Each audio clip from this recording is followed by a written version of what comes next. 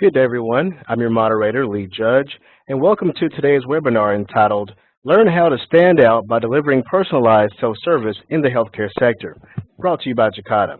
As a note, to honor the privacy of our attendees, only your name will appear in the attendee window. Our presenters today are Charlotte Davies, Analyst and Healthcare Technology Consultant, and Clay Davis, Healthcare Customer Solutions Executive at Jacada. Today we'll discuss leading trends in technology supporting the importance of delivering a personalized self-service experience for members and providers in the healthcare sector. Also, how personalization can work in engaging the entire membership community from millennials to seniors. Following the presentation, there will be a question and answer session, so please feel free to type your questions into the Q&A window at any time during the event. Again, to honor the privacy of our attendees, only your name will appear in the attendee window. So let's begin. Charlotte, I'll hand it over to you. The presentation is all yours. Great. Thanks very much, Lee. Well, it's a real pleasure to be taking part in this webinar. I'd like to welcome everybody. It's currently evening time in France, which is where I reside. I'm British, just to confuse you there. So the order of the day is I'm going to provide some healthcare context and background, but specifically with the development of customer experience in mind. I'll then hand over to Clay for a quick overview of Jacada, so Jacada's tenure and solutions within customer experience. And then Clay and I have come up with a little discussion really where we've highlighted some key questions facing healthcare payers in particular regarding the development of customer experience within healthcare. So I'd like to start off by providing some healthcare context for customer experience. And really, I think there's some interesting correlations when we see what's occurring in both domains. So I'm going to talk you through a number of what I see as key factors when we're looking at customer experience within the healthcare environment. So the first point I'd like to make, and I think this is really key when we're looking at customer experience in healthcare, is really to keep an open mind. You know, what's happening in healthcare really is unprecedented in terms of the level and pace of change. Healthcare itself is having to open up and confront some very difficult challenges. But interesting enough, I think there's a lot of focus on the headline-grabbing innovations within healthcare. So, you know, we see a lot happening around genomics, and when we look at the crossover between medical technology and general technology, there's a huge amount happening around big data, around mobile health applications, so on and so forth. But what I find quite interesting within healthcare is some of the sort of more prosaic developments, and I would imagine as a payer audience as well, that probably has a lot of relevance to you. So I've come up with two quite interesting examples, which both, to a greater or lesser extent, have relevance to healthcare improvement and healthcare transformation. So on the left-hand side, we see what is a healthcare insurance card. So I have one of these cards. If you weren't aware, France actually has a social insurance system with a proportion of co-payment and additional private insurance. So although it's a social healthcare system, there is a very sort of robust insurance element to that. What this card does is automate payment and billing across all the different stakeholders within the healthcare ecosystem, so across hospitals, pharmacies, doctors, surgeries, so on and so forth. So from a customer point of view, I have a massively seamless experience of payment and billing. I never have any issues. It's all done automatically, and that process works across the whole of the national French healthcare system. Now, they haven't done so well on sorting out digital medical records. We've got a long way to go on that. But on the billing and payment front, it works really seamlessly. A sort of very boring aspect of healthcare, but one that's really, really important.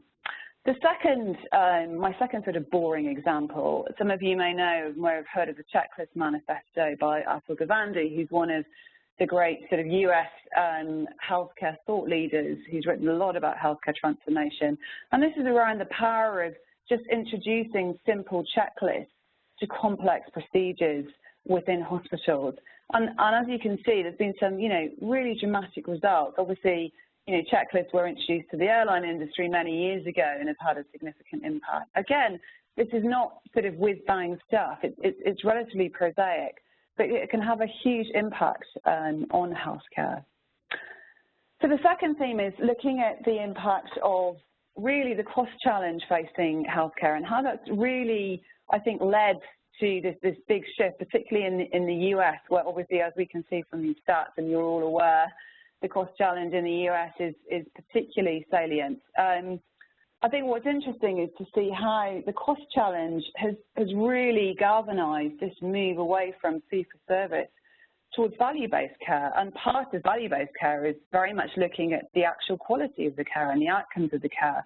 So moving more towards a patient-centric model, which is really good news for patients, for providers, and then obviously for payers as well.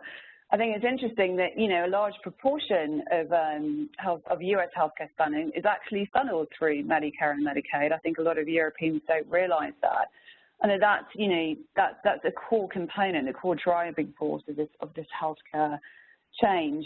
Interestingly enough, we see some other, big changes going on in social models of care. So in the NHS, there's a lot of questions now over the sustainability of free healthcare. I think what we're going to see is some kind of, some kind of meeting in the middle, if you like. So the next theme that I'd like to talk you through is so this process of transformation, as we're moving towards this value-based healthcare model, a key part of that is looking at the experience of the patient moving through what are often quite complex processes involving a lot of different agents. And one of the sort of key parts of doing this is to map out the patient journeys through different stages of healthcare. So this illustration here is mapping out a patient's journey as they move through a clinical process, the process of maternity within a hospital. And it seems like a very simple step, but in many cases, we've still got sort of outdated procedures and processes in place in healthcare, which aren't really relevant. They don't really work anymore. They're not very efficient. So this process of what's called clinical process redesign, combined with change management, is really core to healthcare modernisation. And, we see some of the leaders in that, the organisations like Kaiser Permanente or Intermountain on the provider side, are very much, at the forefront of this process of clinical process redesign. And the key thing here is that it's very much designed from a patient eye view. What I think is interesting is that if we then look at what's happening within the world of customer experience, many companies at the leading edge of looking at the lifetime value of customers and shifting from, say, traditional CRM to looking at customer experience in a more holistic way, are also going through this process of mapping customer journeys. The key thing here, I think, for me, is that when we're looking at customer experience, we're talking about the whole journey, which incorporates both service products and those interactions with customer support. I mean, at a fundamental level, if you can get the products and the service right, if you can get the service working really well, then hopefully you'll have a low-touch, a low-touch experience with your consumers, because the service and the product are right from the start. And the same applies within healthcare. If we can get that care right, if we can get the outcomes up, then there'll be less recourse for having then to deal with complications and problems afterwards. The key point there really is that we're moving from this world of CRM, relatively siloed CRM, to a much wider process of customer experience. And sort of part of that process, I think, and again, here we see some quite interesting, this is where the provider and the payer worlds collide, if you like, is the use of smart patient population and customer segmentation, which was very integral to better care and service. So I'm assuming you're probably all familiar with the sort of classic risk pyramid that we have here. So this is where we have our sort of, younger, generally healthy millennials going through to, often high touch, high cost more elderly patients with polychronic conditions. So as healthcare providers start to map their populations, into these different groups, obviously for payers as well, this is going to be increasingly important as payers are getting more involved in preventative care and wellness programs. So on obviously high-touch patients from a provider perspective are much more likely to be high-touch patients and customers from a payer perspective. So customer segmentation is a really, really important part of both development in healthcare and customer experience.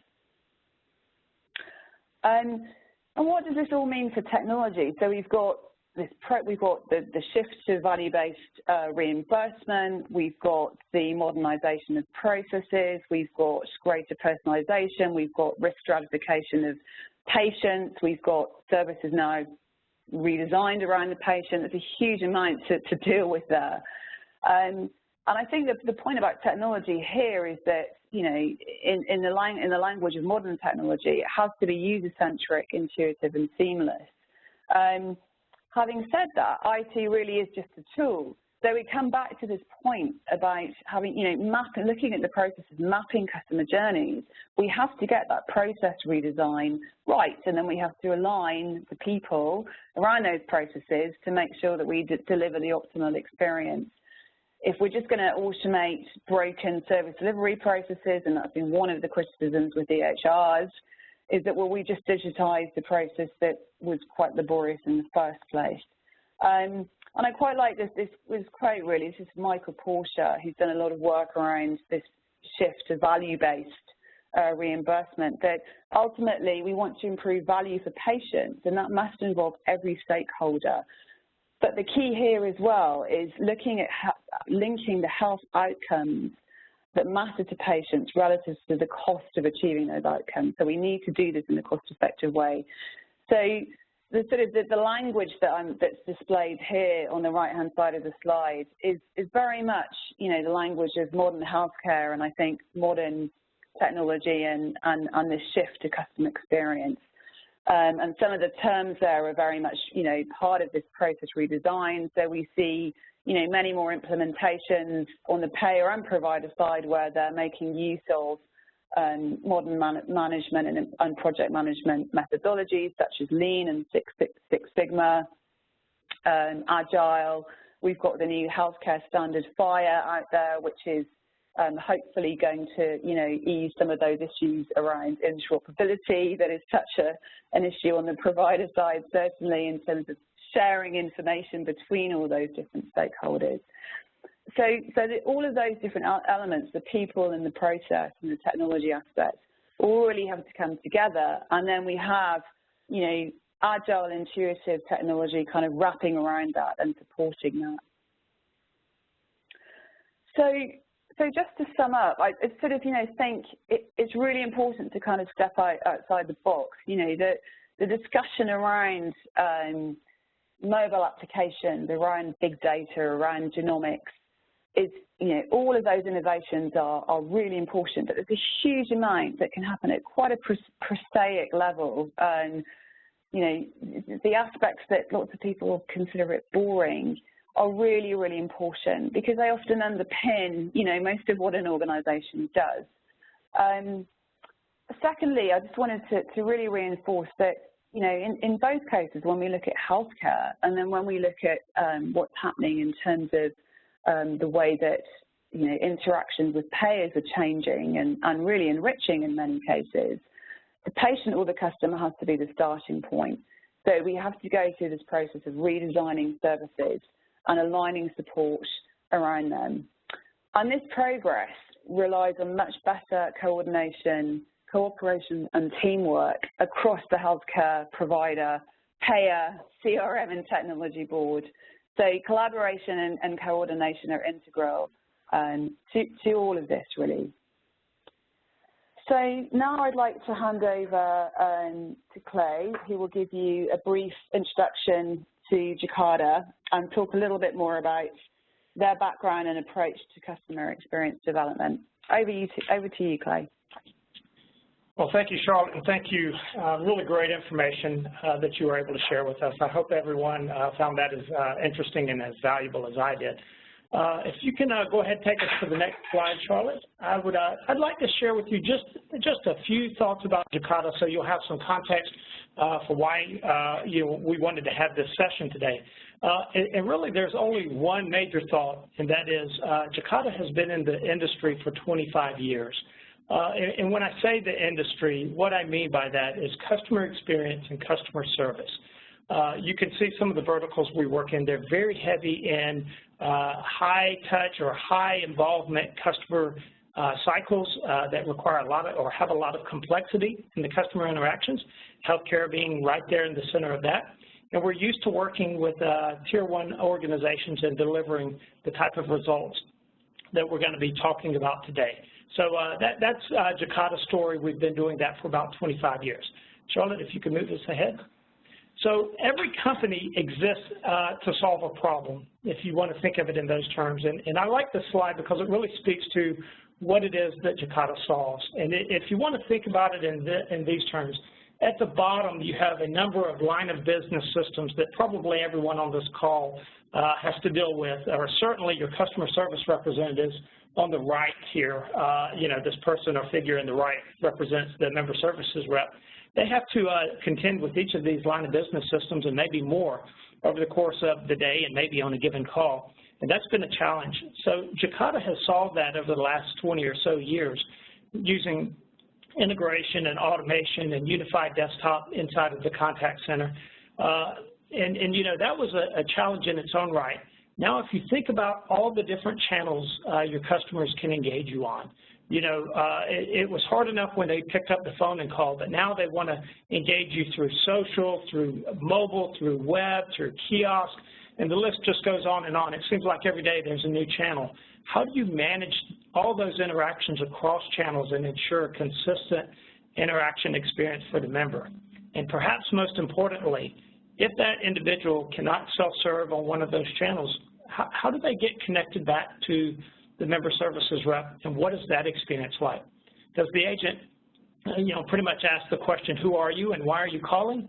Or do they have visibility into what the customer did last year, last month, and maybe even in the last 2 minutes on your website?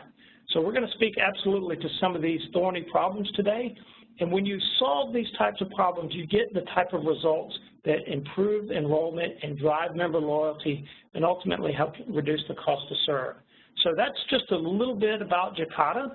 Hope that's helpful. And we, I think, have a couple questions now that we want to kind of speak to because I suspect they're on everyone's mind. So, Charlotte, we'll let you pick it back up. Great. Thank you, Clay. Yeah, so Clay and I sort of, we had quite a long discussion about, from a healthcare payer point of view perspective, what are the sort of key challenges and questions facing healthcare payers as healthcare kind of goes through these big transformations. And the first one, and I think it's interesting when we look at some of the lessons that healthcare can learn from other sectors who are often more advanced in areas such as customer experience, in many cases because they've had to be, is sort of, what can the healthcare payer world learn from other verticals? And just to give a bit of flavor to this, a couple of recent surveys on customer satisfaction amongst members for health plans. You may be familiar with the 2015 Temkin Experience ratings. Interestingly enough, so this is ratings compared with industry average, but overall health plans averaged a 54% rating and placed 18th out of 20 industries. So it kind of shows, there's certainly room for improvement there. Another study, the J.D. Power 2015 member health plan study, again, some sort of interesting stats coming out here. We'll talk a little bit more about the relevance of mobile and member experience with mobile applications shortly. But, here's two salient points again here, quite a lot to deal with. You need to sort of, look after the mobile channel, but actually the telephone is still the most frequently used contact method across all age cohorts. The J.D. Power survey also found that you know, a lot of the scores have improved over the last year within the healthcare payer sector, but they're still sort of ranking in around the sort of 6 out of 10 range, so certainly could do better. So my question to you, Clay, is in your view, what could payers learn from some of your other customers in other sectors?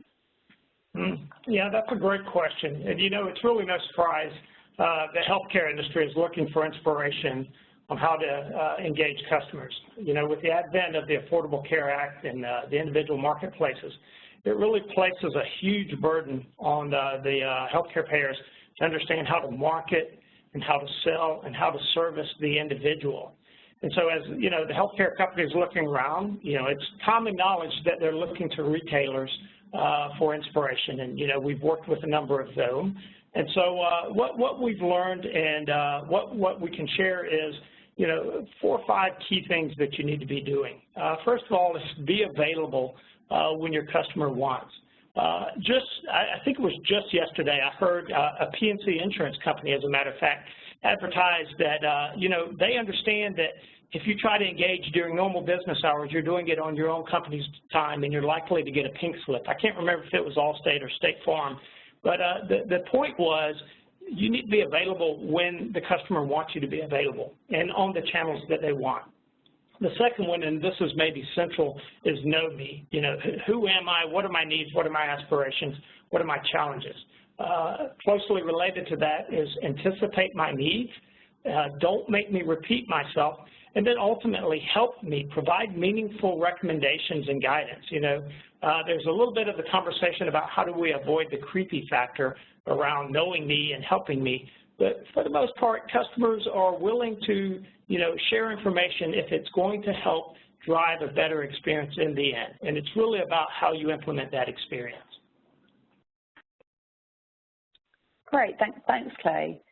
So you sort of mentioned a few points there, which to me seem to kind of really, you know, come under this theme of personalization. So we have personalized care, we have precision medicine, we have personalized customer experience. So knowing me, anticipating my needs, helping me, so on and so forth. And I talked earlier about, you know, patient risk stratification and care personalization as being critical to you know, this shift towards value-based care. We also see the same trend in customer experience. And I think from a payer perspective, this is sort of where those two worlds collide, isn't it? So, you know, amongst your member base, you want to be able to segment your members in a much richer way. So from a customer experience point of view, you understand their requirements. So are they more likely to self-serve? Are they going to be wanting to speak to someone person to person? But you also need to kind of mesh that as well with their requirements in terms of care, in terms of preventative care programs, wellness, and so on and so forth. So this sort of segmentation issue is really quite important. So just again, Clay, you know, in your experience, what are your suggestions to healthcare payers in terms of how they can, you know, use technology to personalize the experience? Sure. Yeah, and you know, I see this really as 2 questions kind of combined in one. And there are a couple of dimensions. First is, how do you provide a solution that is appropriate for the segment in question, right? And even in that context, how do you personalize that experience within that segment? You know, if you think about the segments, most of the companies we worked with have spent a pretty good bit of time really surveying the landscape, as it were, actually interviewing their different segments, understanding their needs and proclivities and, you know, what their desires are. In general, as you would expect, some of this, you know, things like the digital millennials, they expect anytime availability on any channel, right? And in fact, voice is pretty low on their list of priorities. They still use it, mind you, but it's pretty low. The baby boomers are increasingly becoming digital, in part by observing, you know, the younger generations. And then surprisingly, seniors even, while they do have some challenges around adopting, and when I say challenges, meaning their adoption rate for digital self-service, as an example, tends to be lower. What we have found is, given the right vehicle, they actually prefer certain forms of digital communication over voice communication, especially when it comes to a voice IVR. A number of seniors, basically report that they struggle to keep up with the overall speed of speech and remembering all the different options. And providing something that is more visual and tactile goes a long way toward helping them to be able to basically embrace the information being presented to them. So, certainly understanding your population and tailoring your offering to the different segments is important. But even within those segments, there's the idea of how do I personalize it to that individual? And it really comes down to this. You have to account for the customer's journey up to that point. And I alluded to this before. It's not just a matter of, who am I as a customer? And, have I been a customer for 5 years or 1 month? But it's also, what have I been trying to do in the last 3 minutes? What did was I on your website in the minutes immediately prior to calling you? Am I still on your website while I'm talking to you now? So it's really understanding that customer's journey and then using that information to provide meaningful recommendations and guidance based on all of that information. Now, I know that sounds oversimplified, and we're going to talk about some of the complexities around that, but we are going to show you some practical ways of doing precisely what we just discussed. Great. Thanks, Clay. So moving on to mobile. I really like this infographic that you saw. And I think the stat that, I was really surprised when I saw the stat that it's only 4% of 150 members have actually downloaded an app. So we sort of, it's just this issue, isn't it, about engaging members through new channels. And then sort of really, I guess, kind of honing in on that point.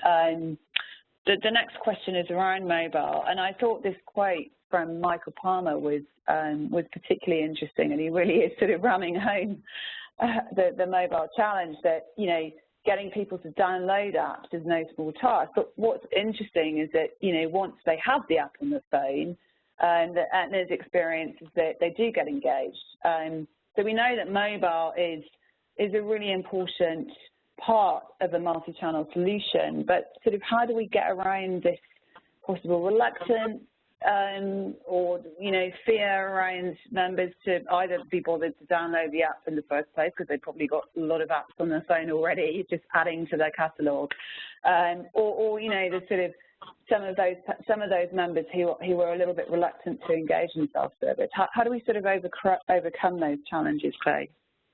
That's the $64,000 question, as they say, right? It's a real and it's a thorny challenge, and I don't know that there are many companies that I've spoken to who haven't faced this. Really, the mobile app dilemma is real around adoption, and I'll just challenge our listeners today.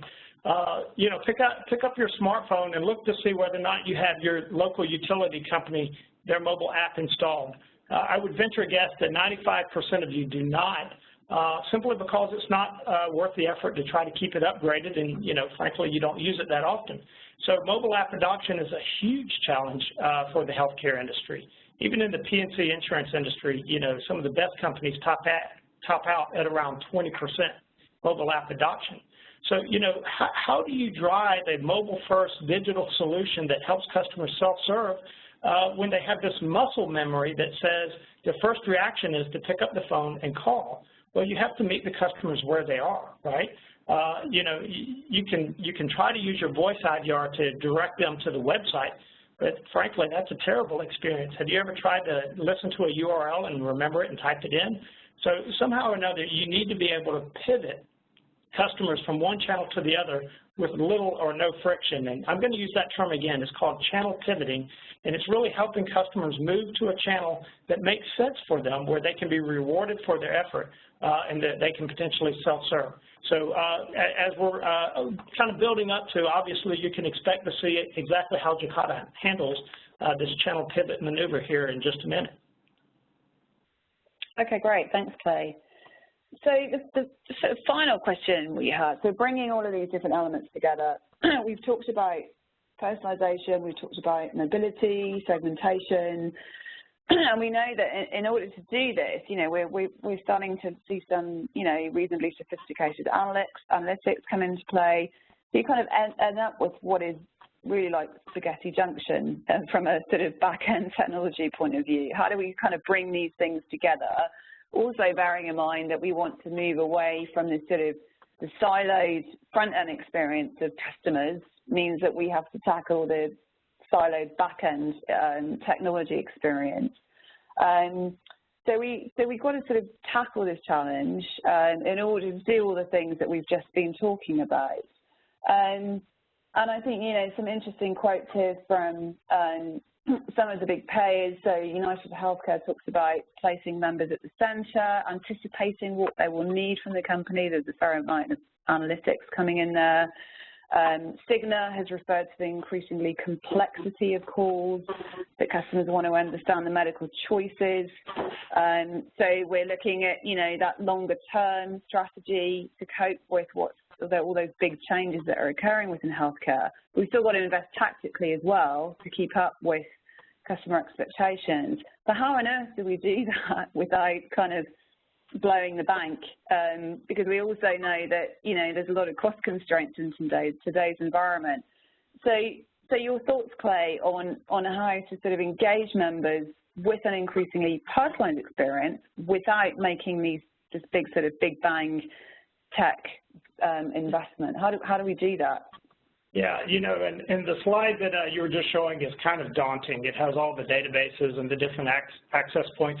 When I first look at that, the first thought that came into my mind was the old whack-a-mole game. You know, there's so many new changes, and you know, the whole environment is so unstable, it's almost impossible to get on top of, and certainly impossible to stay on top of.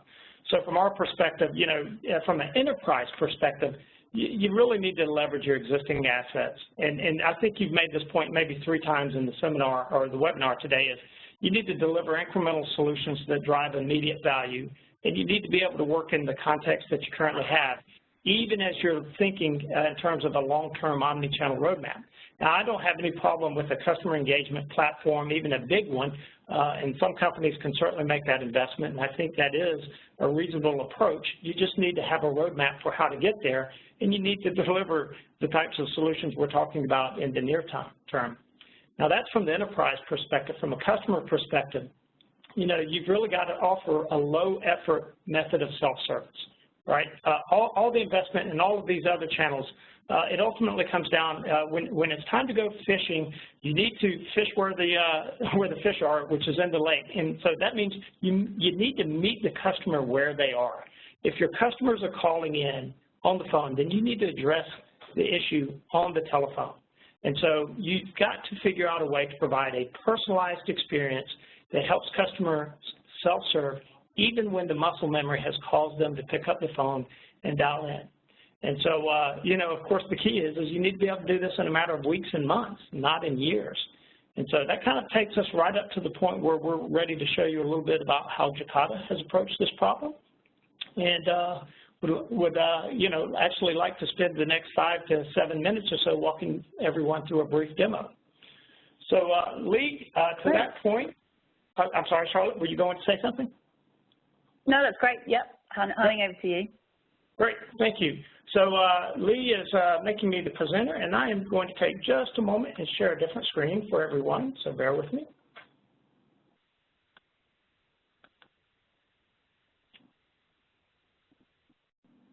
Okay, so this is Jacada's website. It's visual-ivr.com. We've been implementing visual IVR for some time, and this is my smartphone that you can see over here. I've basically walked through a short demonstration of how visual IVR works, and the key that I want you to focus on is I'm starting the process here on my smartphone. Now, in order to get a phone number to call, I'm going to our website, and you can actually do this as well at this website. But the key is to focus on the customer experience on the smartphone here. It's a standard iPhone 6. What you're seeing here can work on any smartphone. So we'll go ahead and give this a start. I'm logging in, and actually, correction, I'm selecting the specific demo that I want to see, in this case healthcare, and you can see the phone number that I'm about to dial on my smartphone right over here. Once the call is actually placed, the first thing that's going to happen is a traditional voice IVR is going to pick up the call and ask me a question. Thank you for calling DCF Health Insurance.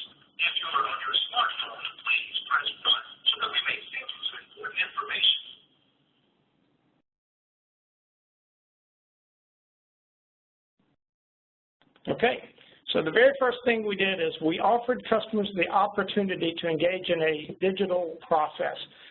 Now, of course, this is an opt-in process, and not everybody takes advantage of it, but what we found is, and this is a typical question, so I'll go ahead and answer it, is about 50%, give or take, will opt in at the very first.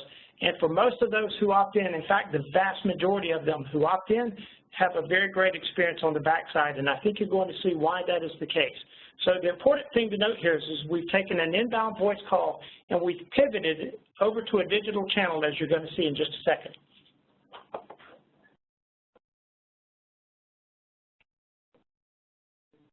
Okay, now we're in visual IVR, and the beautiful thing is, notice as a customer, I didn't have to download an app.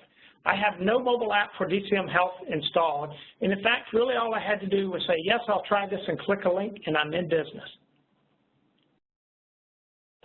We have the typical call types that you would expect to see for a healthcare payer. I selected Find a Doctor, and I have the usual questions that I would need to answer.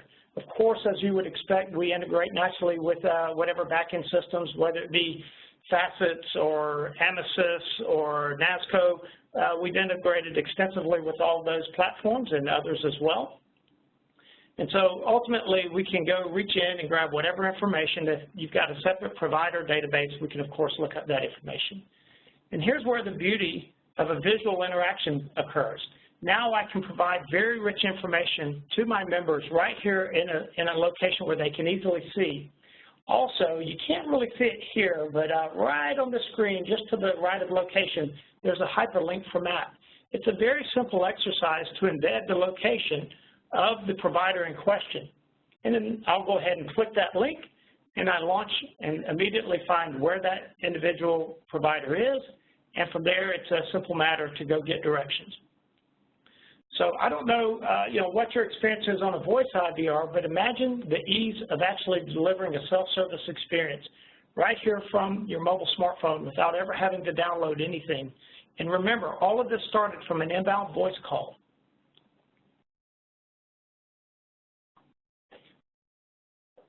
So let's take an example that's a little more complex, one that probably could end up in self-service, but perhaps not.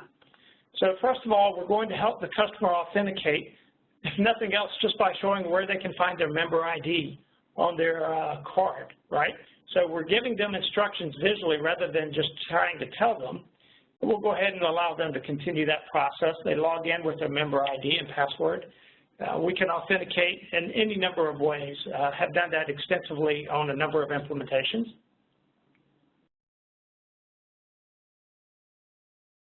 Finish up with a password.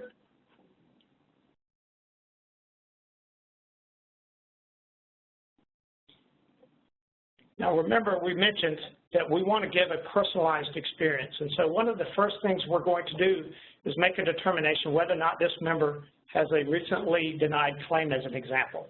Or in this case, I happen to know that this customer was recently looking at the website and happened to be looking at that claim.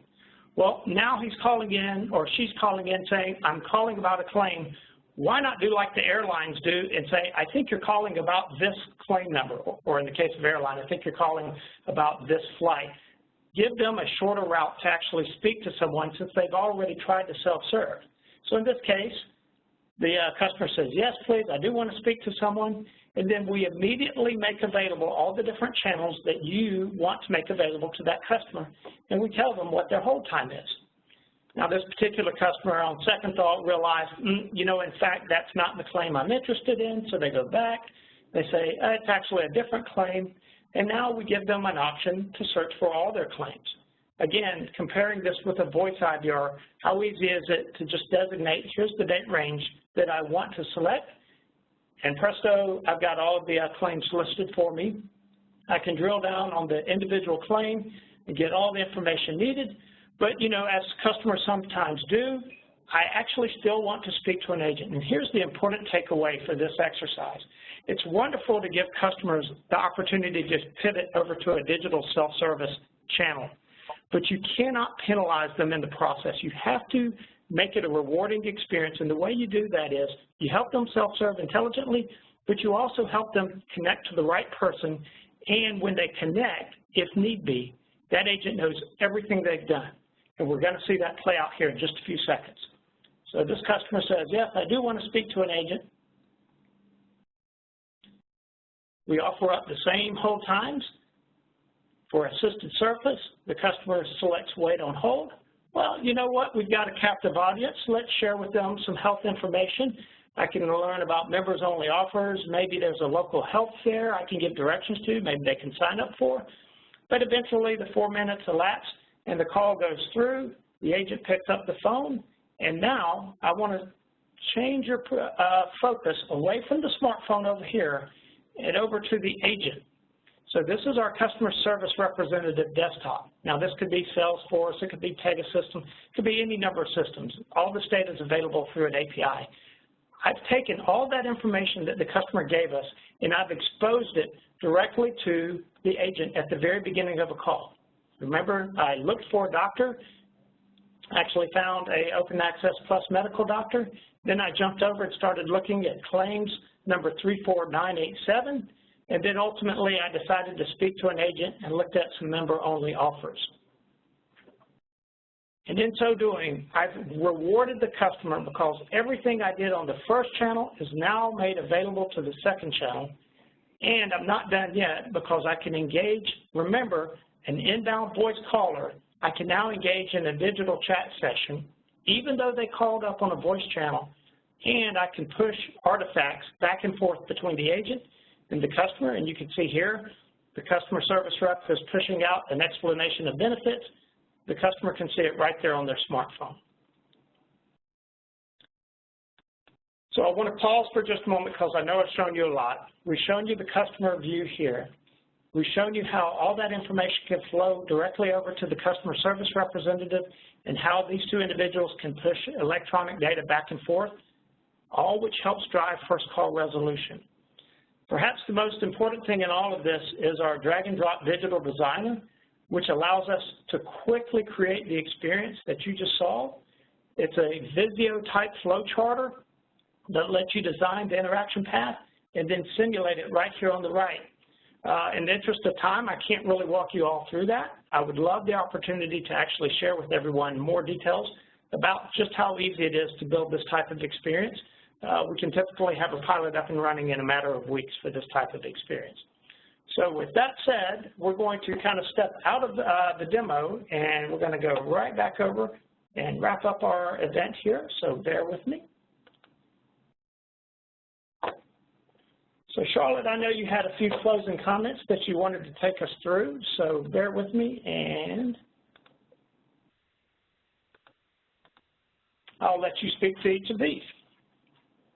Great, thanks, Clay. Yeah, well, I sort of really wanted to bring together some of the points that we discussed around healthcare transformation, around customer experience transformation, and then specifically some of the points that, you know, you've sort of showcased within your demo. And I guess one of the things that I really like is that you don't have to download a mobile app, and the actual functionality that you showed in the demo from a customer point of view is pretty rich. I love the fact that you can pivot, because that's one of the things as a customer, you know, you start down one channel, but you don't get everything you need. You want to speak to an agent. Oh, I've got to, you know, exit that channel and sign into another channel, so it becomes quite cumbersome.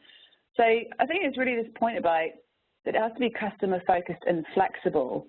And that one of the things that you showcase is that, you know, you can launch something reasonably quickly. You've got your drag and drop design functionality as well, which, you know, in the age of things moving along pretty fast in terms of features and function requirements, I think that's a key component there. This point about things really being pragmatic and personalized, that again, we can sort of pivot from an experience within a mobile within a mobile channel to actually talk to somebody in a service center and not have to repeat oneself and go through that process again. And then just finally, I think, you know, some of the aspects around, you know, this sort of iterative, economical, and fast. So coming back to this theme, really, sort of pragmatic design. So you're you know, providing personalization, but not in a big bang way. You're sort of, you know, making incremental improvements and ensuring that you still have the flexibility there. Right, so I'm going to wrap up because I know we wanted to have a couple of questions, and we're rapidly reaching the end of the session. So Lee, so I thought if we can open it up to Q&A. I've just noticed a question that came in a while ago, which I'd like to sort of jump on first, if that's okay, from Simon. And his question was, why has the healthcare industry been so slow to adopt web chat technology? So I'll have a go at that one first. I'm assuming you were talking about healthcare in general. I mean, I think on the provider side, it's sort of reasonably evident. You know, we're only really getting to the stage where people have access to portals and maybe agents on the end of the phone. And I think the complexity of healthcare queries and so on and so forth sort of would probably negate web chat to a certain extent from that point of view. I think that will change, but that's one aspect. On the payer side, from a customer experience point of view, I think it's a combination of factors. Some of these apply to the provider side as well, and I think, you know, obviously we've seen that many payers aren't necessarily early adopters of digital self-service interactions. I think one of the issues as well is, you know, we can see that complexity of legacy systems, and if we have that opportunity for web chat, the other thing is that we need to have agents that are going to be capable of responding to, you know, what might be quite complex questions, which also require quite rich information about that member, whether or not that's about a reimbursement or a benefit plan, or increasingly about a care management program. So the question is, but on the healthcare payer side, is whether or not they can have that information ready to hand for an agent to engage in that web chat. So just to sum up on my side, I think it's a combination of factors. Clay, any thoughts? You know, one of the interesting thoughts about web chat also is we get some different feedback in terms of the overall cost associated with providing web chat. So on the one hand, you know, there is value, but on the other hand, it's not always as clear that the cost structure is as optimal as maybe what some have been made to see. And then secondly, you know, for certain types of considerations, web chat is just too impersonal in some cases. And so, you know, we can certainly transition customers over to a web chat or over to a voice. I think one of the considerations is once a customer has indicated their preference, you know, try to honor that as best as you can. And if they prefer web chat, then make that available at every turn. And if they've indicated a preference not to try to engage on that channel, then, you know, don't try to push it on them. Mm-hmm. Okay. All right. Charlotte, thank you for catching that question there. It's a very good question. Due to the high participation in the webinar, we're going to answer as many questions as we can from the Q&A window. And those that we cannot answer today during the event, we'll answer to you individually after the event. The next question I see in the Q&A window, I think this is probably for you, Charlotte. The question says, how can optimizing the boring process of billing and other back office processes help improve customer service? Yeah, sure. I think it comes back to this point around shifting from sort of, you know, traditional CRM to customer experience. And the points that I was making earlier about the French automated billing and payment system is that, you know, a big part of customer service is dealing with complaints. You know, why have I been billed X, Y, and Z? I don't understand that. Actually, it's wrong. You know, you've made a mistake in the claims process. You know, I still haven't been reimbursed. And this could be another stakeholder. It doesn't necessarily have to be a member per se. You know, within healthcare reimbursement, particularly in the US, you know, there's a huge amount of complexity within that process. So I guess the point here is if you can kind of optimize those billing and other back-end processes around administration, you know, increasingly appointment scheduling, information sharing between different parties, you can, you know, you're improving the customer experience of product and service. So hopefully those customers won't require so much customer service in the first place, and they're then more likely to use lower touch channels like mobile self-service as well, because they might just be looking for more additional information. So again, it's just coming back to this point about, you know, it's really important to see customer experience as, you know, a mix of all these different elements, and not see CRM as separate. So to have all those sort of different stakeholders involved there, and kind of, again, looking at it from a customer journey point of view, the two go hand in hand, really. How can we reduce the need for customer support in the first place? And that's very much about those back-end systems. Okay, excellent. The next question here looks like it may be for Clay. The question they ask is, they say, we already have a mobile app and a mobile website. Why should we consider a visual IVR? Yeah. Well, you know, I think the common fallacy is that visual IVR is somehow competitive to a mobile app or a mobile web, and in fact, that's not the case at all. Really, neither of those address, remember the fish analogy, you have to go to where the customers are. And if your customers are calling on the phone, then if you want to service them digitally, you need to catch them there. Visual IVR helps capture that inbound voice call and convert that over to a digital self-service solution. And frankly, a customer can do that without having to download anything. So, you know, it's fundamentally a different value proposition than a mobile app or mobile web.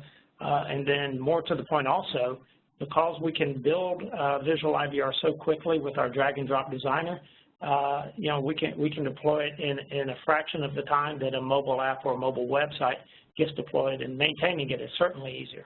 So different animals really address different challenges. Okay, thank you, Clay.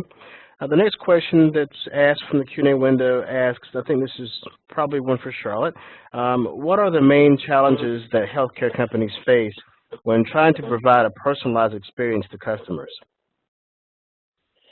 Well, I think the challenges are sort of go across, you know, lots of different aspects, really. I think the main challenge is that a lot of companies sort of want to run before they can walk.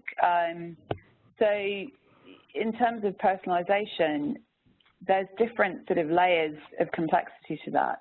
So let's try and make it more simple. If you can have really well-trained agents who have access to the right information at the right time for all of those members that want to be having, wanting to be, talking to somebody on the phone. And that's really critical, and that's very much about, just as much about people and process as it is about technology. But if you are wanting to push a more personalized experience to a member and have all the right information in place and so on and so forth, then obviously in that instance, we're looking at, what are in quite often sophisticated analytics. I would say the challenge that is facing the healthcare sector is that it comes back to this back-end issue, that there's a huge amount of information fragmentation and system silos.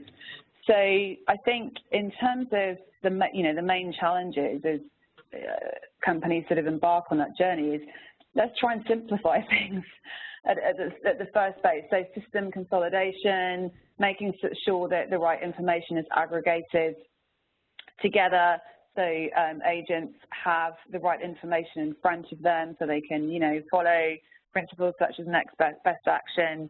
So getting some of the basics right and going through this sort of process of simplification or, streamlining, which many other organizations are doing, getting rid of, some companies have, a ridiculous number of different phone numbers for people to call, streamlining the numbers of telephone numbers that people call, aggregating that information. So kind of the first step, I think, is to simplify, take a step back, simplify, and then you can build a more solid foundation for adding, richer personalization further down the line. And in healthcare, that's particularly pertinent because we know that in the future, dialing in the more clinical and medical information is going to become more important. But in many cases, I think a lot of companies aren't really at the stage where they can, fulfill that.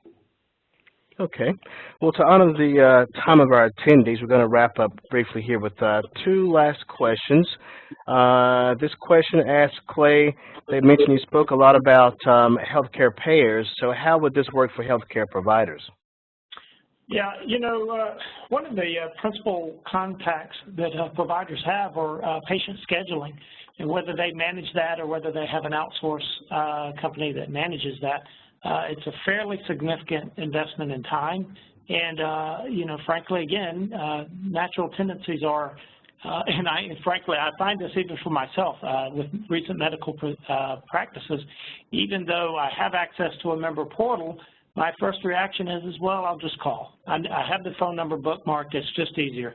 And if you were to pivot me over to a digital channel and made it easy for me to schedule, I would self-service, but I don't remember all the things I need to about the member portal, the password, the URL, and all the reasons why I would need to jump through some hoops.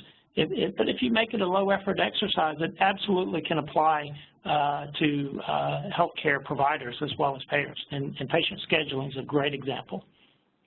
Okay. Well, this last question kind of plays into that as well in terms of maybe the cost of personalization. They ask, they say personalization can be expensive. How can visual IVR help make it less so? Yeah. Well, you know, and I love being transparent about this. You know, personalization does require a degree of systems integration, and there's no two ways around that. You have rich business data embedded in legacy systems, and so, you know, only to the degree that you can surface that information frequently can you really provide that, you know, customized experience or personalized experience. So, you know, Jacada, of course, has our own repository where we can maintain customer interactions from the website, from IVR and mobile app. But, you know, that's sometimes a bigger undertaking. The key is, you know, what can you do now with the assets that you have now? And visual IVR is a great starting point. It's part of our omni-channel offering that really allows you to build and deploy a personalized solution with the assets you have now, even as you kind of start planning for the future of how you want to manage all your customer interactions. It's a great way to start. All right, excellent. Well, thank you, Clay and Charlotte. This concludes our webinar on the importance of delivering a personalized self-service experience for members and providers in the healthcare sector. Thanks again to Charlotte Davies, analyst and healthcare technology consultant, and Clay Davis, healthcare customer solutions executive here at Jacada. If there are any other questions that we were unable to answer during today's session, we'll respond to you directly after the event.